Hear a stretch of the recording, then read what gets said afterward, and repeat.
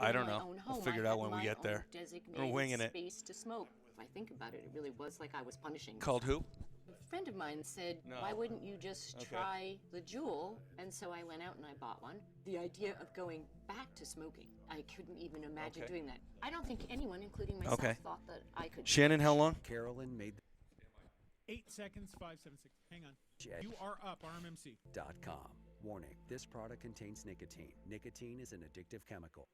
You know, when I talk about Rocky Mountain Men's Clinic and we talk about some of these sexual performance issues that guys can have, it's easy to make jokes, right? I get that. But for guys who are dealing with these issues, you could be talking about things that really interfere with a relationship, with a marriage. Guys have lost marriages over having these issues. And when a friend of mine who works at Rocky Mountain Men's Clinic told me that on average, a man who calls them has been dealing with these issues for a year, I think that's tragic. You know, why waste 3, 6, 9, 10 months of your life? If you know you're dealing with these issues, if you're married, if you want to get married, don't wait to get help. You wouldn't wait to get help with another medical problem. Why wait to get help with this? Talk to Rocky Mountain Men's Clinic. They're in Denver. They're in the Springs. They're in Castle Rock. They're in Thornton. So you can learn more at RockyMountainMen'sClinic.com and just go get that help you need without waiting and not living the life you want to lead any longer. RockyMountainMen'sClinic.com. Ask Alexa to Coming right back. KHOW on iHeartRadio. Then you can hear Yeah, a it's all Fox good. News update at Good the sound. top of the hour. Getting 630 am I KHOW okay? from iHeartRadio. If Stand by, gentlemen. you'll hear it on 630 We're up. KHOW. All right, my last few minutes today broadcasting from the Western Governors Association annual meeting in Vail. And look what the cat dragged. Look what the buffalo dragged in. Bob Beaupre, our friend, former congressman, former lots of things. And I didn't actually expect to see you here. It's great to see you. I haven't seen you in a long time.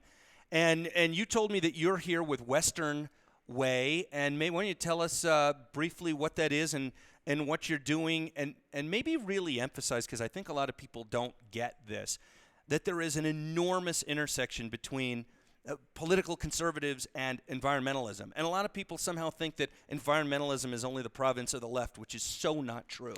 Well, you just explained exactly why we formed the Western Way. We thought, I guess I'll be polite and say to their credit, the left has stolen that environmental space, and we think that's wrong. Conservatives have long been, especially out in the West, have been the people attached to the land, attached to the critters, attached to the environment, our air, our water, our public lands. And they know what good stewardship is. I grew up on a farm. Mm-hmm. We've now got a ranch, thanks to God and Claudia. We've got a ranch up in North Park, which is almost to the Wyoming line, and we are raising buffalo. And, you know, people that, especially when you've done this for generations, one generation hands it down to the next and the next and the next, which is the case in our family. The land, the wildlife, the environment means something very special, and you really do thank God for the opportunity to be a steward of a little piece of His creation. Well, on issues like energy, and some common sense ways to balance our energy production, so that we not only have a roaring economy, but that we're good stewards.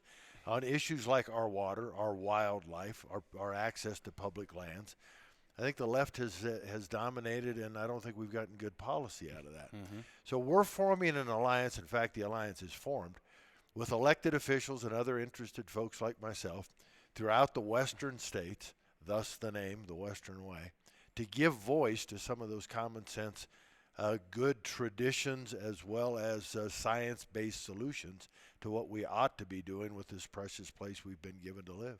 Have you made any progress with governors yet? I don't necessarily mean today, but just generally. Are you making progress in this direction? Yeah, Governor Herbert's done some nice things in Utah already.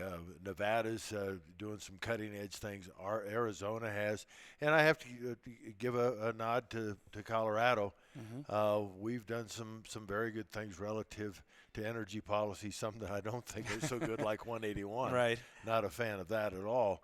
But there's some really good things going on in the West. And Ross, you know this. I was in Congress for a while, And too many of the decisions that come out of the federal government are dominated by people that don't live in the East, or don't live in the West. Excuse me, they live in the East Coast. That's where all the numbers are, numbers of people, numbers of representatives. So they passed legislation, and they couldn't find places like Colorado on a map if they tried. So they don't know. We want to make sure and we fill that void, and again give voice to what's important out here in the West. Yeah, that makes sense. And I do have to give a nod to Claudia. We used to say on the trading floor, sell when you can, not when you have to. Yeah. He tells the story all the time. We won't do it on the air, but she's the smart one. Yeah. Anybody who knows us knows that. Let me ask you a random question. I don't know if you were listening earlier, but I had the Secretary of the Interior on the show, and I asked him about wolves, and I actually mentioned you, but not by name.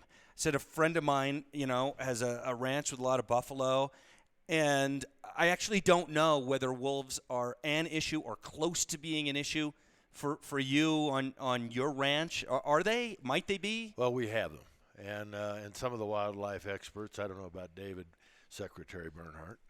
I don't know if he's among them, but some are denying that we've even got a population established here. Well, they know they're here. Maybe they're just in transit, just passing through. I don't think so.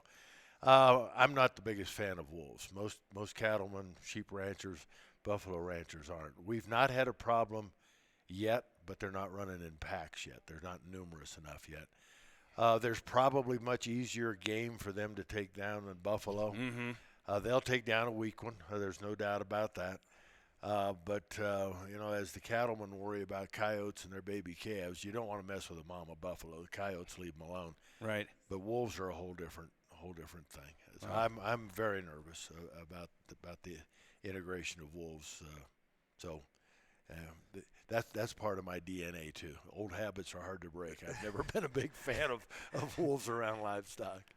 All right, folks, we've got to leave it there. I'll tell you what, tomorrow on this show, you're going to hear from a whole bunch of governors, including Colorado's governor, but not only Colorado's governor. I'm going to try to get the governor of Guam on because I lived on Guam for a few years as a kid.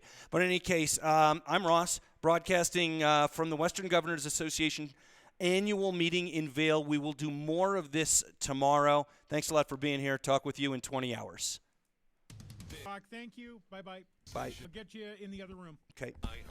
Thank you, Shannon. Russ Kaminski Mornings. Tom Martino next at 10. KHOW Denver. This report is sponsored by your local Ford store.